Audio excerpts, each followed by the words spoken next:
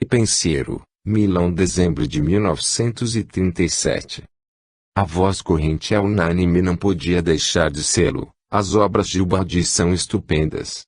E queremos acrescentar uma pedra coroa de louvores oferecida pelo mundo ao Ubaldi, dizendo que o valor real do fenômeno consiste no próprio Ubaldi, que soube elevar toda a sua vibração interna à realeza daquelas captações.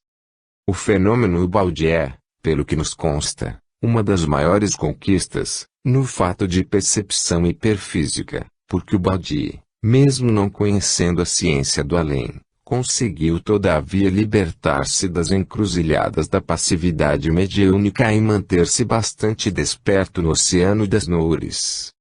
Estabelecendo um paralelo, embora banal, Ubaldi pode ser comparado a uma criança prodígio, que faz arte mesmo sem saber o que seja arte. Ubaldi conseguiu magnífica conquista no campo da ciência, mesmo sem conhecer a ciência do além. A palavra bastante, usada acima, não pareça irreverência contra esse estudioso, que despertou toda a nossa admiração.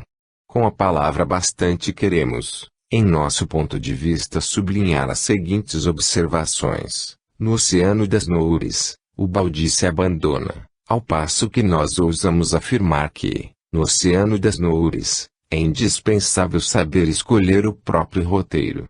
Ele se entrega, confiante, às correntes que sente serem benéficas, enquanto acrescentamos a advertência de que é mister, ao invés, saber avaliá-las bem, pesá-las, escolhê-las, antes de seguir essas correntes. Ele atingindo o inefável, sem dar-se conta de como atinge, nele mergulha, dele recebe conceitos, ao passo que nos permitimos dizer que é necessário, às vezes, saber manter-se no inefável, saber mergulhar à vontade no ambiente pré-escolhido, saber discernir entre domínio e domínio de conceitos. Eis a diferença, não receber, mas ir buscar.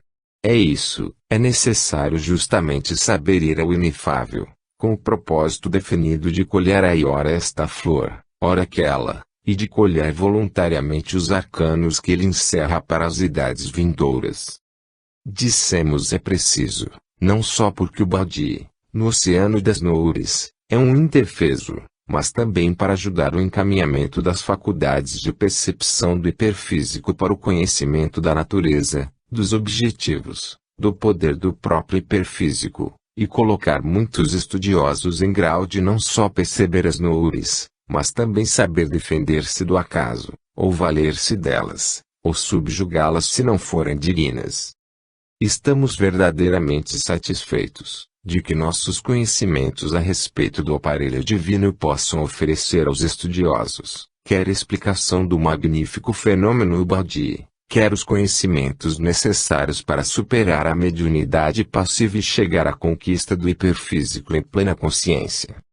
A purificação que Ubaldi compreendeu ser indispensável, e que fortemente impõe a si mesmo, é sem dúvida fundamental para alcançar a percepção de escalas vibratórias mais sutis, mas como organismo humano é bem mais importante em suas partes hiperfísicas do que nas físicas, já foi formulada completamente uma doutrina de treinamentos, para colocar o estudioso na possibilidade de fazer vibrar suas partes hiperfísicas em escalas cada vez mais puras, mais transubstanciadas, de modo que possam vibrar por afinidade, por harmonização, limpidamente, em sintonia com aquelas que o inefável cósmico emana continuamente.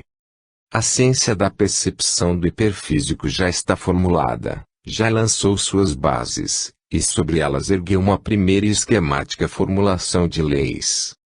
Um dos campos que os estudiosos de biosofia se esforçam por iluminar, já foi plenamente aprofundado pelo que escrevemos e que estamos sempre prontos a esclarecer, com os conhecimentos relativos ao aparelho divino. Damos, pois, à nova ciência do além a licença de exprimir-se. O homem está unido ao cosmos todo, mediante um filtro, um verdadeiro transformador hiperfísico, que tem a função de captar primeiro, e depois transformar, as forças cósmicas em forças de alcance humano. Esse transformador, o aparelho divino, está colocado ao alto da cabeça de todo homem, e é o produto de turbilhão de forças hiperfísicas individuais e de outras naturezas. Como descobrimos, isto dissemos alhures, mas, para evitar mal-entendido aqueles estudiosos que confundem o aparelho divino com os chakras aos quais ele está ligado, aqui acrescentamos que a glândula pineal do cérebro, que muitas vezes é indicada como o órgão receptor das noures, é a contraparte física do chakra que está colocado no alto da cabeça, e não a contraparte física do aparelho divino. O órgão receptor das noures é pois o aparelho divino, e não a glândula pineal. Esta tem uma função auxiliar, útil quando as forças já estão no corpo físico, mas não tem a função especial de receber, pois esse trabalho é apenas hiperfísico, no aparelho divino, que é também hiperfísico. O aparelho divino não tem, repetímo-lo, contraparte física. Ele é um verdadeiro e próprio órgão todo hiperfísico. É um vórtice turbilhonante de matérias hiperfísicas, dúplice em sua função, como uma de suas partes transmite ao hiperfísico as emanações humanas, com a outra transmite ao organismo humano as emanações do hiperfísico. O turbilhonar destas forças, com efeito, produz dois vórtices, cuja energia cinética lhe agrega as matérias, produzindo a impressão de duas formas cônicas, com vértices opostos, compenetrados e coexistentes, fundidos, irradiantes. Cada homem tem, no alto da cabeça, um chakra, classificado em nossas obras com NI, e cada homem tem, ligado a ele, uma antena turbilhonante cônica, que se lança ao hiperfísico. Em Ubaldi, esse cone deve ser, por certo, resplandecente e rutilante, dotado de maravilhosa potência de expansão. Mas nem todas as pessoas o têm assim, apenas os fatores evolutivos dão esse caráter ao aparelho divino.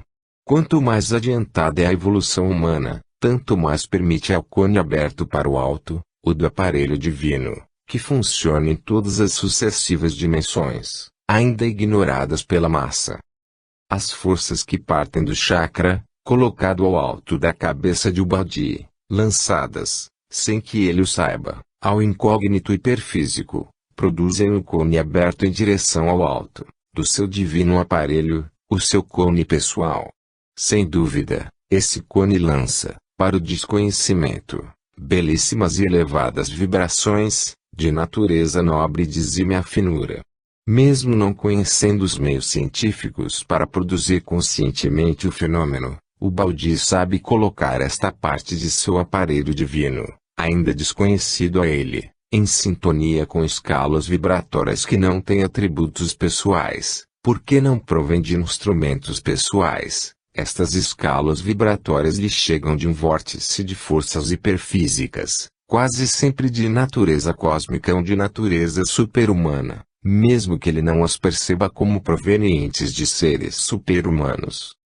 No elemento superior do aparelho divino, o que se abre para baixo, de todos os homens, giram vorticosamente correntes hiperfísicas de natureza gloriosa, mas, como outro elemento, o que se abre para o alto, não está, nem sabe colocar-se em sintonia com elas, o ser humano não as percebe.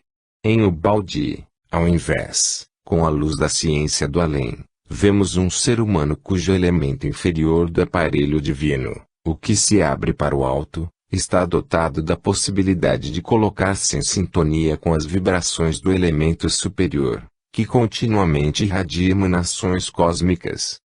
As grandes inspirações chegam todas por esse caminho e assim sempre chegaram e sempre chegarão, mas os homens não conheceram, antes da dispensação, o órgão hiperfísico receptor e sua respectiva técnica. O apogeu que todas as escolas esotéricas atingiram foi a ciência dos chakras, ao passo que a ciência do aparelho divino representa a sabedoria sucessiva, a dose seguinte do arcano revelado, oferecido pelas forças evolutivas ao mundo, a fim de que este penetre as ciências de amanhã, as ciências do hiperfísico. Só conhecendo esta prodigiosa ciência do aparelho divino podemos responder à pergunta insolúvel sobre o que sejam as noures que o Badi percebe. As noures são as forças vorticosas que lhe provêm do elemento superior de seu aparelho divino, e lhe podem chegar porque ele, com o trabalho de purificação que se impôs, coloca, sem o saber, o próprio aparelho divino naqueles planos, onde a vibração é impessoal, gloriosa, inefável.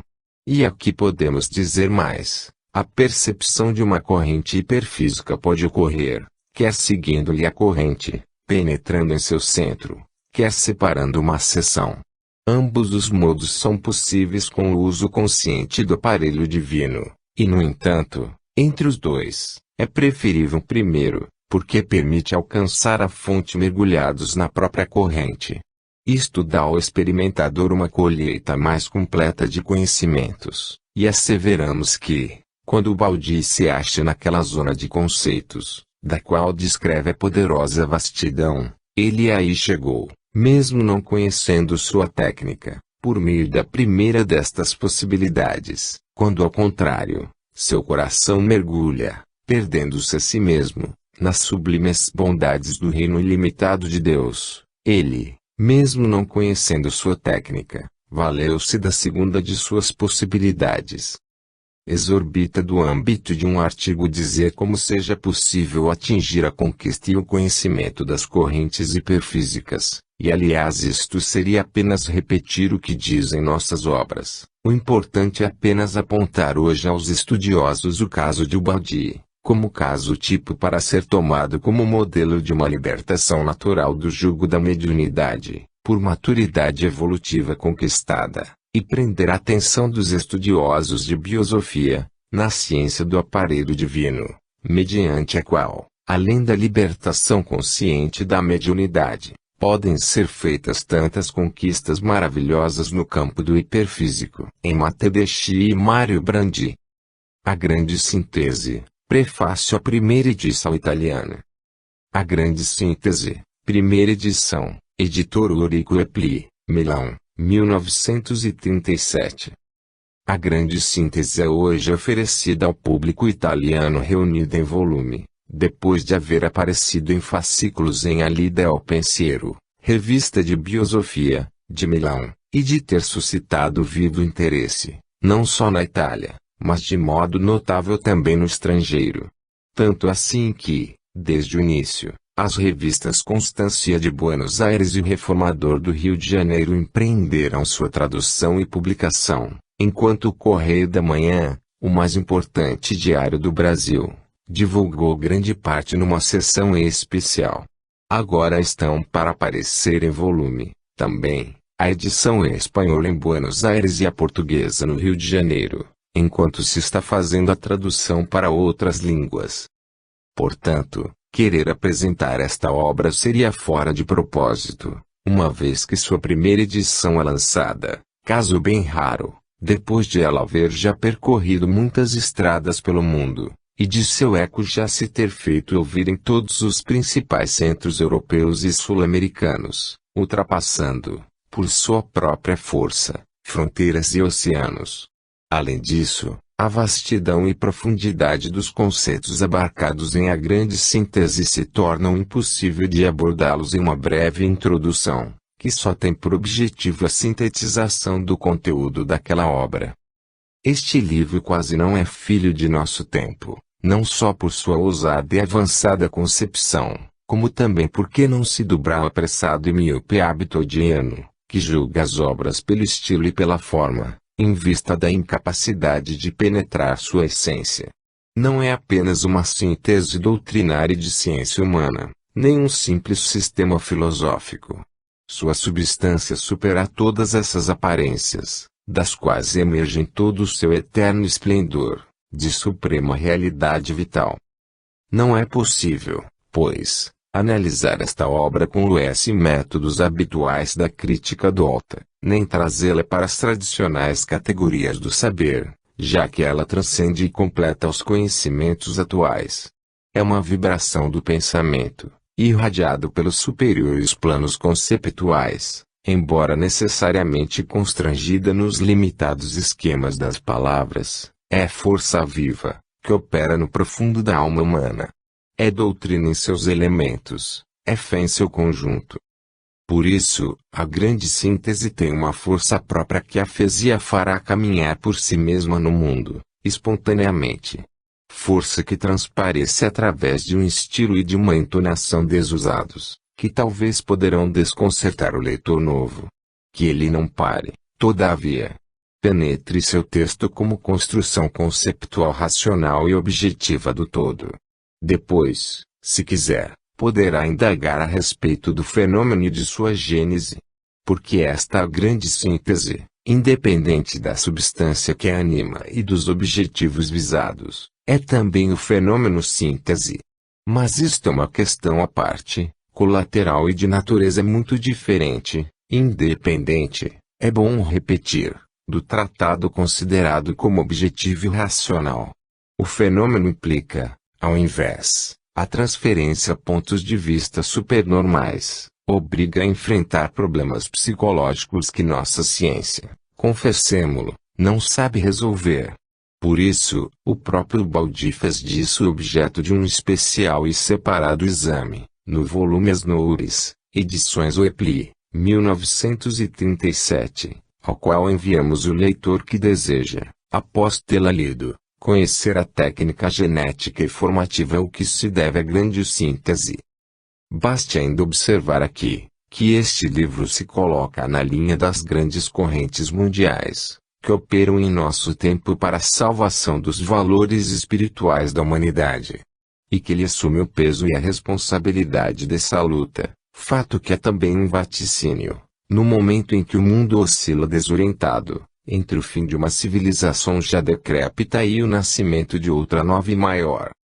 A palavra, por vezes da ciência fria, é apenas um meio sensível, adaptado à psique raciocinante de nossa época, de uma realidade vibrante e viva, que opera e vence para o bem dos homens. Marco Antônio Bragadin. A Grande Síntese, prefácio à segunda edição italiana. A Grande Síntese, segunda edição italiana, editor Ulrico Oepli, Milão, 1939. Não se trata de apresentar este volume, já agora conhecido no mundo, mas de resumir aquilo que poderíamos chamar sua história. Permanecemos, pois, no campo das comprovações objetivas, dos fatos, que não são uma opinião. Não se pode deixar de reconhecer a coisa concreta, que se toca com as mãos. As palavras proféticas, que acompanharam a publicação dos fascículos desta obra, desde seu princípio, verificaram-se totalmente, e isso ocorreu segundo um plano lógico e orgânico de desenvolvimento, que não foi preparado nem previsto pelo autor.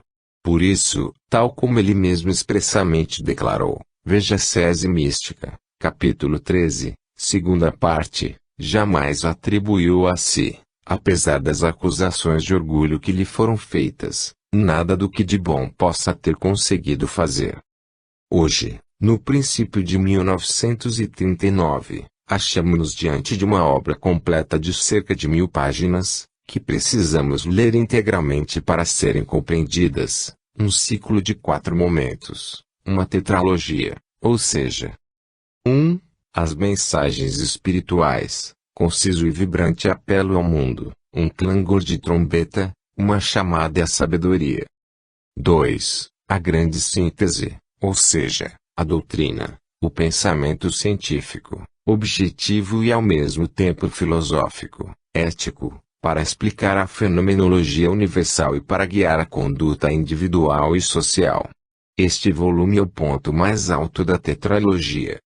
3. As Noures, introspecção reflexiva, escrito como comentários sobre a grande síntese, explicação da técnica intuitiva e inspirativa, a que se deve a gênese dessa obra. 4. A Sese Mística, estudo da evolução dessa técnica e desse fenômeno até a fase mística. Estas duas últimas obras, de introspecção e autocrítica, de íntima e objetiva indagação psicológica, em que o autor quis oferecer todos os elementos de julgamento para os numerosos pontos de vista, segundo os quais possa ser considerada sua obra. Com isto, todo o seu pensamento é claramente exposto, e ele julga fechado o atual ciclo de seu trabalho, que foi sintético e analítico, universal e individual, concepção abstrata e vivida, obra de pensamento e de amor, tudo sustentado e fundido numa finalidade de bem. A primeira mensagem de Natal nasceu no Natal de 1931. Este prefácio escrito no Natal de 1938 celebra o 7º aniversário dessa data. Hoje as mensagens espirituais estão na 3ª edição italiana e já deram a volta ao mundo. Algumas atingiram 500.000 de exemplares. A Grande Síntese já teve uma edição em Buenos Aires e outra no Rio de Janeiro. Estão sendo preparadas as edições inglesa, francesa e indiana, Marathi. Na Itália estamos na 2ª edição, pois em poucos meses esgotou-se a primeira.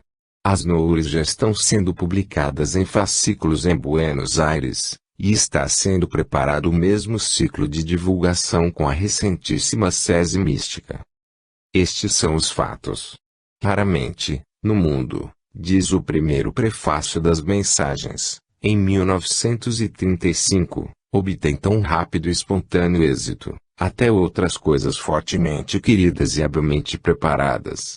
Neste caso, ao invés, um médium desconhecido, sem preparação, durante muito tempo hesitante a respeito da oportunidade de divulgar sua produção, sem meios e sem apoio, modestíssimo e fugindo da notoriedade, sem fim algum interesseiro, mas até constrangido a uma vida de martírio para exteriorizar seus invulgares dotes mediúnicos, viu sua produção oferecida timidamente, fazer com rapidez a volta ao mundo, difundir-se em pouco tempo automaticamente como por força própria prodigiosa.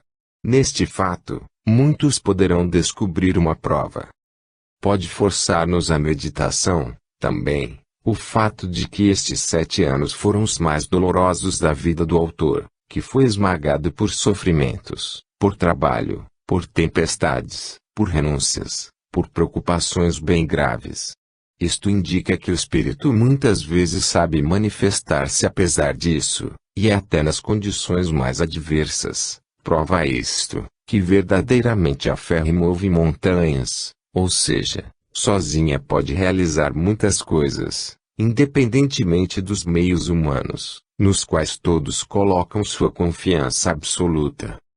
Não é possível analisar aqui esta obra e o fenômeno espiritual de que nasceu.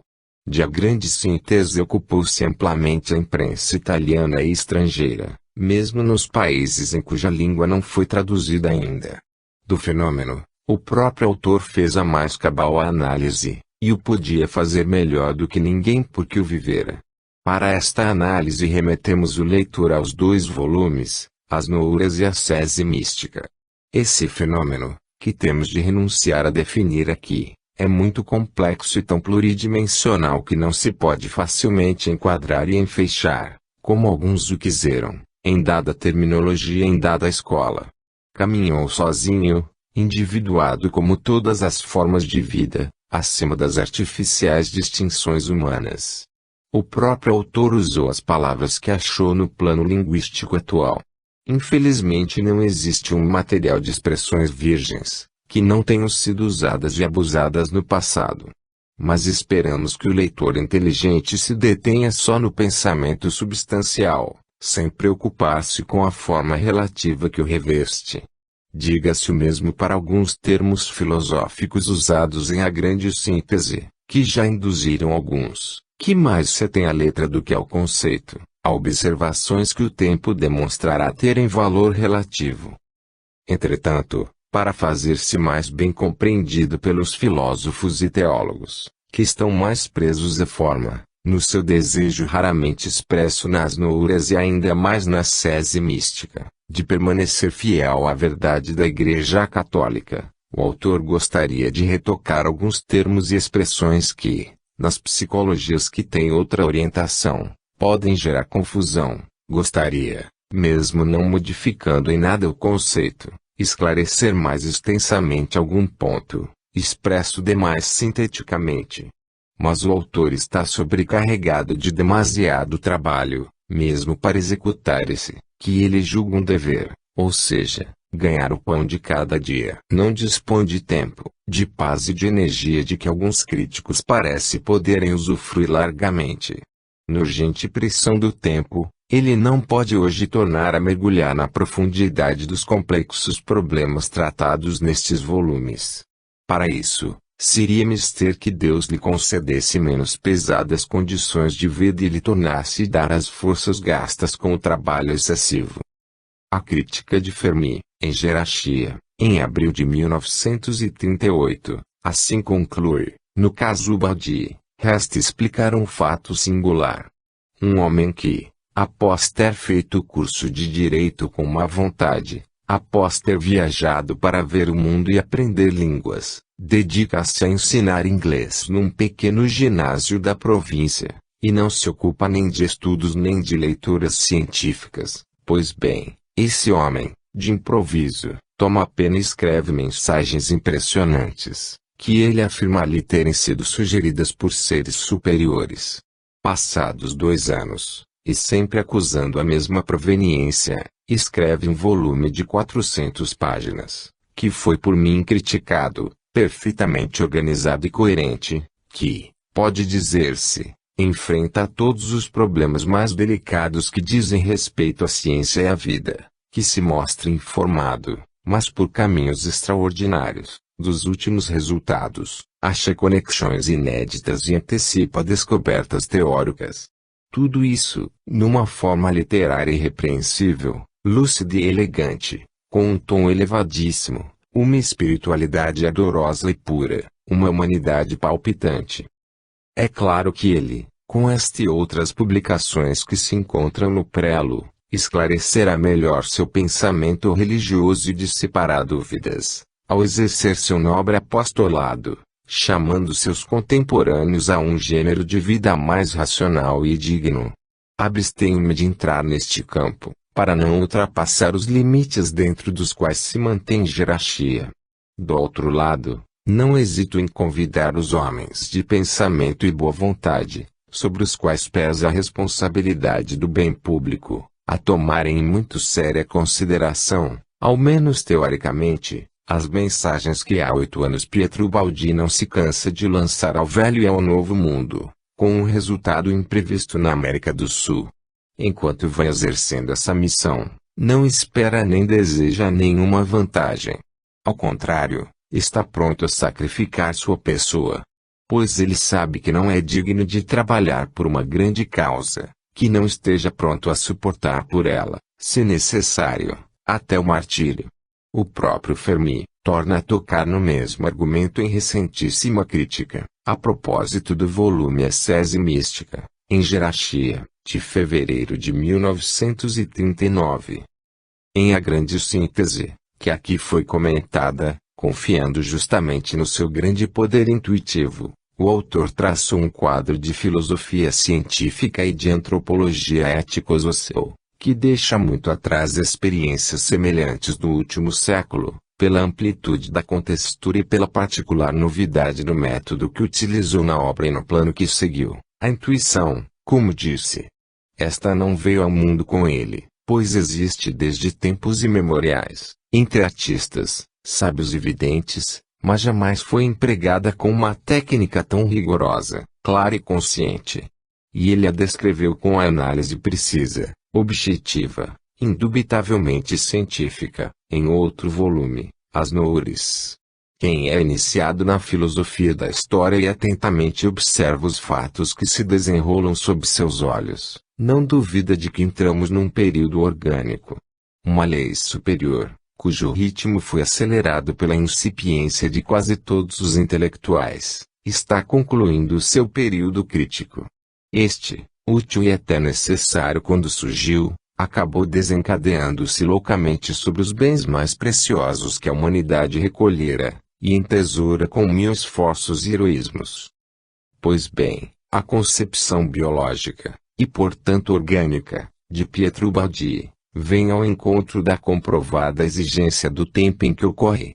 E mostra até evidência as razões do comando e as razões da obediência, ambas subordinadas à visão das unidades parciais que se agrupam harmonicamente no caminho da unidade definitiva, meta gloriosa de nossa viagem. Os que verdadeiramente compreenderem essa verdade, estes, e não os outros, serão dignos de constituir as aristocracias do amanhã. Ao lado dos autênticos chefes, ao lado e quase invisíveis, mas seguros conselheiros, estarão os outros nobres, para os quais foram ditadas obras do gênero de ascese mística.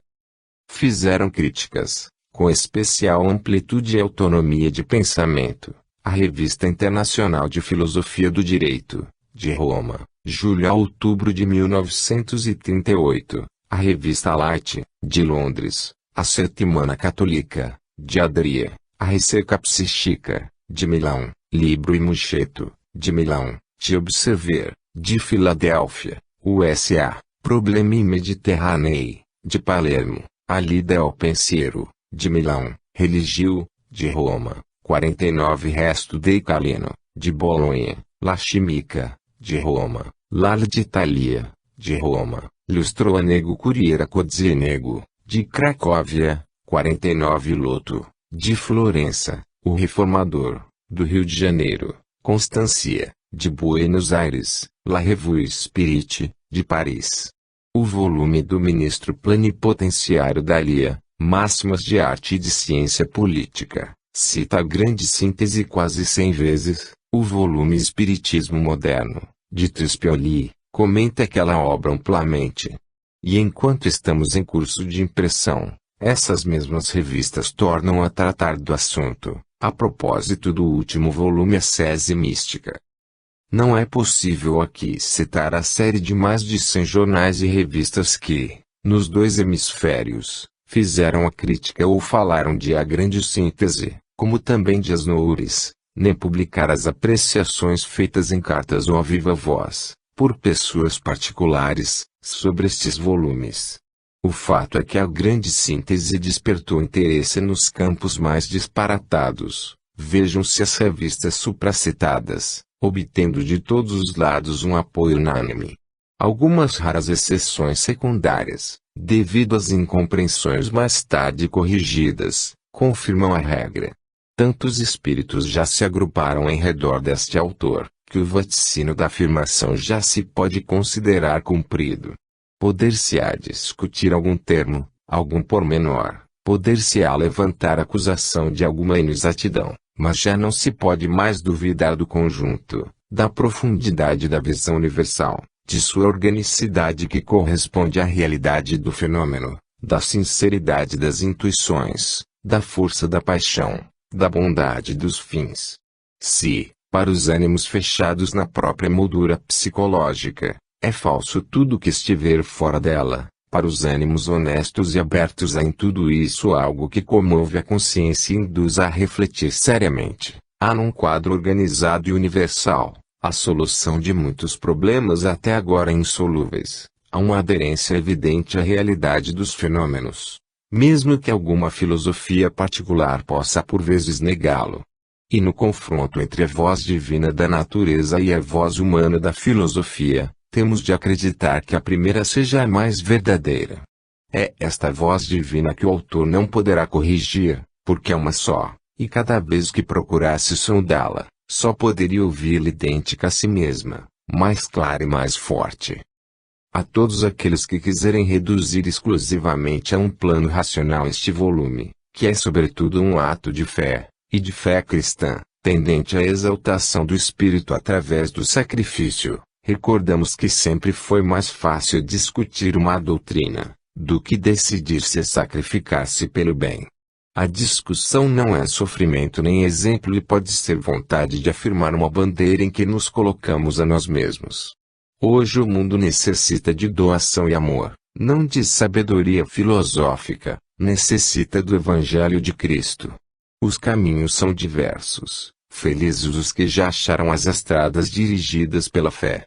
Mas para os raciocinadores, atacados pela doença analítica do século, Era necessário usar a linguagem científica para atingi-los, pois eles também são filhos de Deus. Era indispensável dar à ciência o exemplo da síntese, nobilitando-a mediante sua elevação a finalidades éticas, e ao mesmo tempo oferecer à fé contribuição da ciência, para aprofundar e resolver problemas onde a religião ainda não penetra. Era necessário, para arrancar as almas do materialismo, que é a grande ameaça do século porque renega o espírito, base da civilização, falar uma linguagem diferente da teológica, que já agora as mentes não mais estão habituadas a compreender. Poderá a Igreja condenar uma obra assim toda voltada para um fim de bem, aderindo tanto ao espírito do Evangelho, desenvolvida tão sinceramente com toda paixão, fruto, enfim, de tanto sacrifício, mesmo sendo esta obra modelada pelas diversas vias psicológicas requeridas pela hora e por alguns espíritos? Poderá a Igreja fazer isso, sem negar-se a si mesma e sem agravar a crise de tantas consciências honestamente necessitadas de conhecer algo mais? Talvez alguns esperem, justamente, que a Igreja condene, para fazer desta obra uma bandeira de rebelião. Não é isto que o autor deseja. Ao invés, devemos perguntar, que prejuízo ou que imenso bem adviria à sociedade, se fossem aplicadas as conclusões deste escrito? E qual a culpa, de ter dado a elas uma base racional e científica, de tal forma que se tornem obrigatórias mesmo aos incapazes de fé, ao menos para que deem o primeiro passo que os arrancará do materialismo? Pergunto, se os fatos não estivessem de acordo com a filosofia e a teologia, como se faria para modificar a voz dos fenômenos, a fim de conciliá-los à força com as construções do intelecto humano? Num simples prefácio, não é possível ir além destas razões mais rudimentares.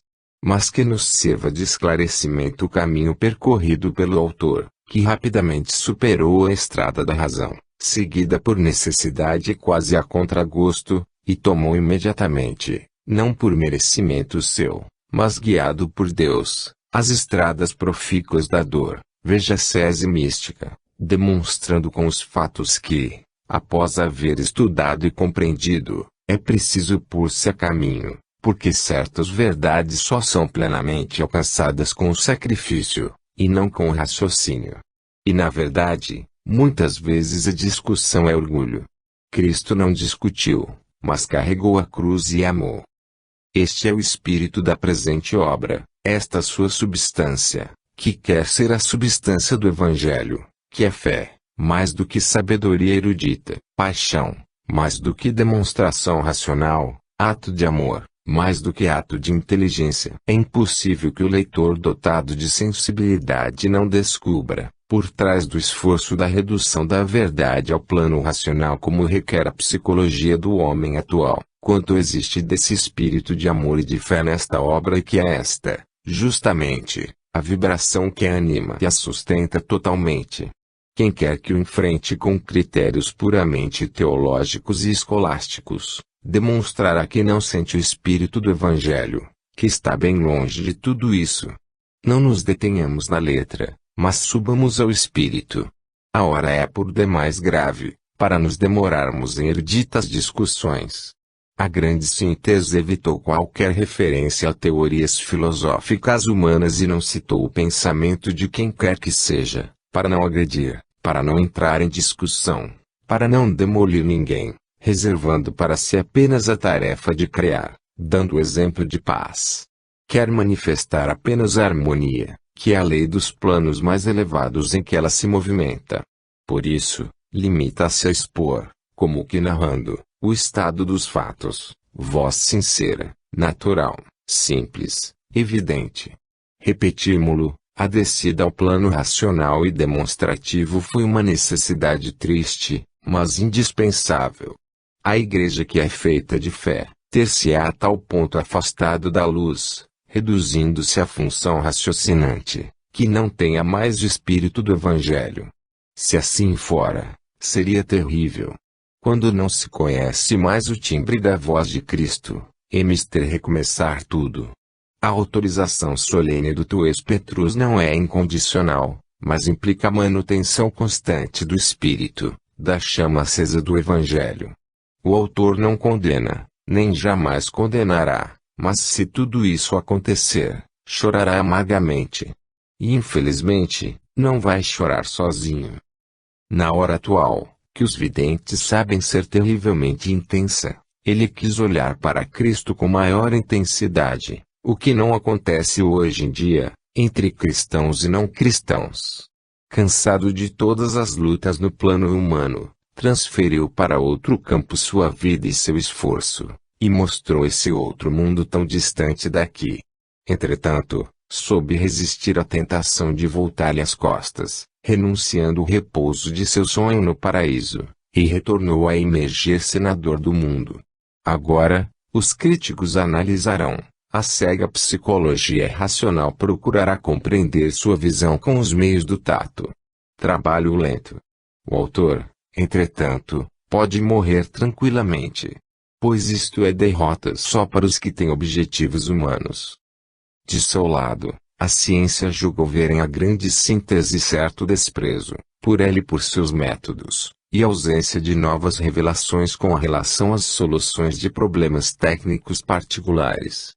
Ora, o objetivo desta obra é totalmente diferente, é o objetivo de síntese, de unificação, de orientação, o escopo é a elevação moral, que sobrepuja qualquer finalidade utilitária, e até mesmo prescinde dela. E o desprezo, digamo-lo melhor, a reprovação, não é da ciência, mas só de sua forma materialista, agnóstica, amoral, que ela assumiu, demolidora do espírito. Esta condenação está unida a um grande respeito, admiração e até veneração, por quem tenaz e sinceramente trabalha em seus setores para chegar à visão das leis da natureza, nas quais fala o pensamento de Deus. A ciência não é combatida, mas apenas o materialismo, sua premissa dogmática. Isto se dá com a finalidade de elevá-la a mais altos planos, para profundos campos de compreensão. O mal entendido é fundamental. Achamo-no sempre diante do intelectual e do utilitário, que procura uma ideia ou vantagem a mais, e nunca pensa em colocar-se na estrada cansativa que pratica o bem. Há quem pense que poderia delimitar, no campo biosófico ou em outro semelhante, esta obra, só pelo fato de que aí surgiu, verá que era indispensável que ela, que exorbita das divisões comuns do pensamento, de emigrasse para levar fruto a campos mais vastos, e que necessariamente teria que desembocar nas vastidões dos horizontes morais e filosóficos próprios do cristianismo, o qual, mesmo para quem ignora seu lado divino, constitui sempre um colosso de pensamento bimilenário e a base da civilização europeia. Outros, ao invés, sentados em outros compartimentos do pensamento e da imprensa, parece que todos estão irremediavelmente divididos, se escandalizarão de um espírito realmente cristão ter atravessado certos campos mais ou menos proibidos. A estes dizemos que a verdade não é monopólio de classe, e que o sol resplandece para todos e sobre todos, e que as obras de fé e de bem são necessárias e obrigatórias em qualquer parte e sob qualquer forma. A quem se admirar do novo, lembremos que nesta obra há o esforço de fixar um pensamento, confiado apenas como depósito, à geração presente, mas destinado a outras mais evoluídas e civilizadas. Recordemos que esta obra é uma antecipação de uma corrente de pensamento, que aliás já se vem delineando, e bem o demonstra a divulgação que o livro encontrou em todos os campos. De acordo com ele acharam-se médicos e economistas, filósofos e psiquiatras, sociólogos e espiritualistas, homens de ciência e homens de fé. Todos sentiram que a voz da nova hora. Algumas ousadias das soluções não devem surpreender. A hipótese mística de hoje é, com frequência, a tese científica de amanhã. O conhecimento tem limites que são continuamente ultrapassados, a verdade é um contínuo desenvolvimento. A própria Igreja não utilizou largamente os filósofos gregos, e o paganismo não pode ser considerado uma propedêutica sua. Não soube tornar-se o que de melhor a intuição do gênio foi arrebatando aos poucos, só mediante seu sofrimento, ao mistério do infinito. A palavra revelação não deve surpreender assim como as referências a ela, especialmente no volume As Noures. O mártir São Justino e o próprio Clemente Alexandrino não afirmaram que a primitiva revelação jamais cessou, ainda que aqui ou ali tenha sido abalada ou diminuída. Nem surpreender devem certas palavras de a grande síntese, como o monismo, desde que elas são aí usadas em sentido próprio, e não no sentido materialista, como outros o fizeram no passado. Há tanta coisa que se herda do passado. Não era possível fazer aqui um dicionário novo. É por demais evidente a crença firme do autor no dogma de que a conservação do universo é uma contínua criação, é um ato conservativo criativo, continuamente novo e sempre presente. Tem que conferir, forçosamente, e confere, as coisas, um grau mais elevado e profundo de ser, uma aproximação mais imediata e atual da ideia de Deus, uma presença dele mais viva, mais real e contínua. Portanto, só os espíritos superficiais, que se apegam à letra, poderão fazer acusações de materialismo. Ao contrário, nesta obra, o conceito de Deus, agente sempre ativo, realmente presente a todos os momentos em todos os lugares, como a alma de sua criação, é algo de verdadeiramente digno e imenso. E os fenômenos falam, de fato, neste sentido, ou seja, de um espírito ou pensamento que os anima de dentro deles mesmos, e não de um Deus que obra em determinado momento e depois abandona a criação a si mesma. Só assim poderemos compreender um Deus onipresente no espaço e no tempo. Sabe-se que Deus é um infinito, e que a ideia que dele podemos fazer, continuamente se dilata, progredindo de acordo com o progresso de nossas capacidades espirituais. Por que será que certos espíritos têm tanto medo que a ideia de Deus se agigante em formas cada vez mais vastas e dignas? Por que se rebelam contra as concepções que superam seu limite conceptual? Porque temem que Deus se aproxime, numa presença cada vez mais imediata e atual. Será tão frágil a posição das verdades reconhecidas, que temem qualquer sussurro. Ou estamos tão pouco convencidos, que só sabemos confiar no apoio do números, base da supremacia material. Quanto à fácil e superficial acusação de panteísmo, seria mais exato dizer, em nosso caso, panateísmo, pode responder-se com as palavras de São Paulo, nele mesmo, Deus, nós vivemos, nos movemos e existimos, Atos dos Apóstolos, discurso no Areópago, ou de Santo Agostinho, Deus é superior ao mais alto, e é interior ao mais íntimo, ou do venerável cardeal Cusano, que é o mundo, senão uma invisível aparição de Deus, e quem é Deus, senão a invisibilidade das coisas visíveis. Ou com as palavras dos místicos cristãos, que dizem que Deus é a nossa superessência. O caminho é uma posição média de equilíbrio. É unilateralidade isolar-se na atitude exclusiva da transcendência, tanto quanto na demanência. É necessário, portanto, juntar os dois princípios, ambos indispensáveis porque complementares, o absoluto do conceito e o relativo da aspiração.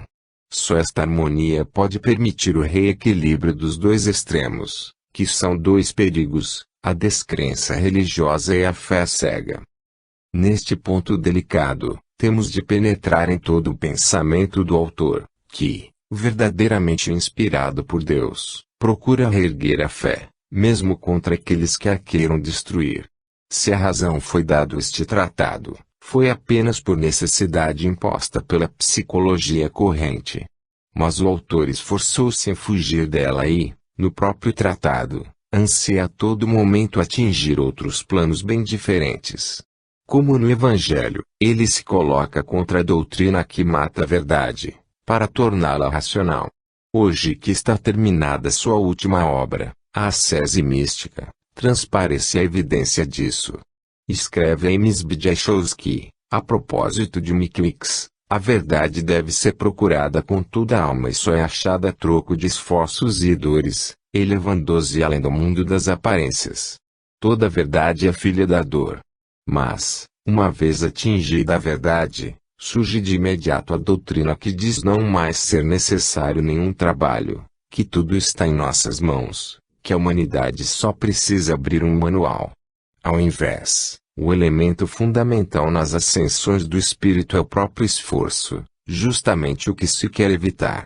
O esforço moral é o único itinerário da alma para Deus. Temos de reconhecer a superioridade do espírito sobre o pensamento, da intuição sobre a lógica, da fé sobre a razão. Só penetrando em si mesmo pode o homem aproximar-se daquele ponto pelo qual se comunica com Deus. Muito sofri, procurando-te fora de mim, e tu habitas em mim. Santo Agostinho. Concluindo, a grande síntese propõe duas coisas: unificar os ânimos, concordando a ciência com a fé, elevando a primeira ao anseio filosófico sintético e a finalidade ética da segunda. Oferecendo a fé, contra os negadores, a sólida contribuição da ciência, assimilada em contato com os fenômenos que, sem dúvida, exprimem o pensamento de Deus, obtendo assim uma explicação mais cabal dos porquês que existem em todas as consciências. Quando a ciência e a fé falarem a mesma linguagem, cairão por terra muitas discórdias vãs e incômodas. Finalmente, reavivará fé, recordando a teologia suas originárias formas intuitivas. Justamente essa intuição, a que tanto vota o autor, que achamos origens do cristianismo. Em ascese mística especialmente, mas também em muitos outros pontos, ele mostra preferir, sempre que o permite o trabalho racional executado, as vias do coração às da razão, e o esforço imposto pela dor. Por isso, a grande síntese não aspira a ser um tratado doutrinário, isolado num campo de discussões áridas, que se fecha e esgota em si mesmo, mas pretende ser férvida semente de maturações do espírito, uma ideia acesa a progredir, uma propedêutica ação e a vida. É fácil condenar um homem, mas nele se condena um princípio, uma orientação vital hoje necessária, deixando-se insolúvel o problema do espírito que predomina a todos, iminente e amedrontador, na hora atual, que é uma encruzilhada crucial na história. É fácil condenar um homem. E se uma autoridade obrigasse o autor a calar-se, ele talvez, se por um só momento pudesse esquecer sua missão, lembrando-se apenas de sua maior necessidade, que é o repouso, poderia ter neste fato motivo de desculpa diante de Deus, para desertar do campo, no momento de maior cansaço. E na verdade, o egoísmo não pediria nada melhor. Mas se o não quisesse, forçado pelo dever da obediência, poderia achar paz, talvez, em sua consciência, mas poderia achá-la do mesmo modo aquele que fosse a causa e que, portanto, deveria assumir diante de Deus a terrível responsabilidade. Este é o significado mais profundo, que eu quis extrair desta grande síntese, que já agora está lançada e seguirá por impulso próprio, como força viva em ação. Estes aspectos mais profundos só podem ser confiados à intuição do leitor. Trata-se de madureza, de contatos de alma, de choques interiores, nas grandes vias que conduzem a Deus e que só podem ser seguidas através do supremo esforço e do próprio martírio. Pietro Baldi. A Grande Síntese, prefácio à quarta edição italiana. A Grande Síntese, quarta edição italiana, Editor Ergo, Roma, 1951. A Grande Síntese, publicada pela primeira vez em série numa revista, de janeiro de 1933 a setembro de 1937, teve sua primeira edição Epli, em 1937, depois também a segunda Epli, em 1939, e a terceira edição Ergo Roma, em 1948. Agora apresenta-se na quarta edição italiana, pela mesma editora Ergo. Estas duas últimas edições não apresentam prefácio, a fim de não perturbar, com comentários humanos, a atmosfera do texto. Por isso, este prefácio à quarta edição é publicado com os demais neste volume. Comentários. Entre a primeira e as últimas duas edições muitas coisas aconteceram. Primeiro, a condenação ao índex. O autor falou disso no capítulo 18, condenado, em História de um Homem, e voltará a falar no fim deste volume, resumindo objetivamente toda a questão. Depois veio a Guerra Mundial. Parece que a história quis sublinhar o supremo apelo das mensagens espirituais, e quis preparar, com a dor e a destruição, renovando coisas e espíritos, uma compreensão e uma divulgação maiores para a grande síntese. Em todas estas suas edições, o texto do volume permaneceu intacto. Como foi possível que o autor, tão respeitoso em relação a qualquer autoridade, não só não tivesse corrigido os erros teológicos que lhe foram imputados, mas ainda tornasse a publicar o texto sem modificações? Essa questão será tratada na terceira parte, no capítulo Condenação ao Índex. Aqui falamos disso para esclarecer melhor. Além dessa condenação, ocorreu também outro fato novo, entre as duas primeiras e as duas últimas edições. O autor esclareceu e precisou melhor o pensamento que ele registrara somente em grandes linhas na síntese. Isso o fez em volumes posteriores, onde pôde aprofundar a questão, porque não lhe fora possível num quadro sintético unitário.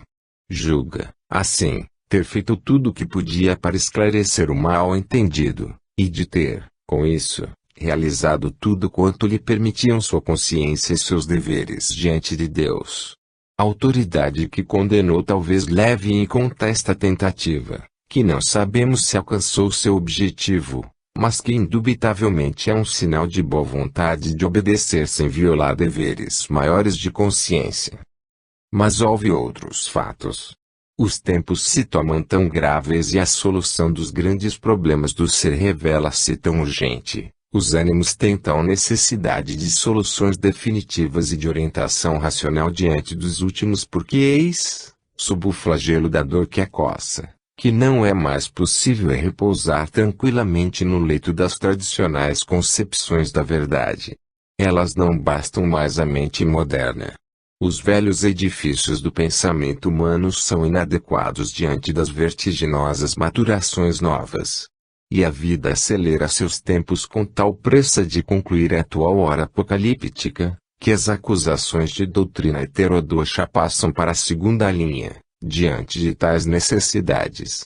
Assim, a grande síntese, que a elas satisfaz, embora não perfeitamente ortodoxa, não pode ser impedida de realizar a função para que nasceu, como supremo apelo aos homens para que voltem a seu juízo, na orla da destruição universal.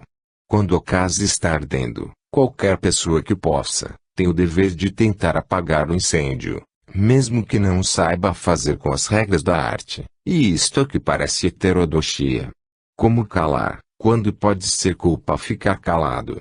Muitos estão de acordo em dizer que este livro faz bem, orienta na dor, volta a dar esperança e fé, e com isso traz a muitos a coragem de viver.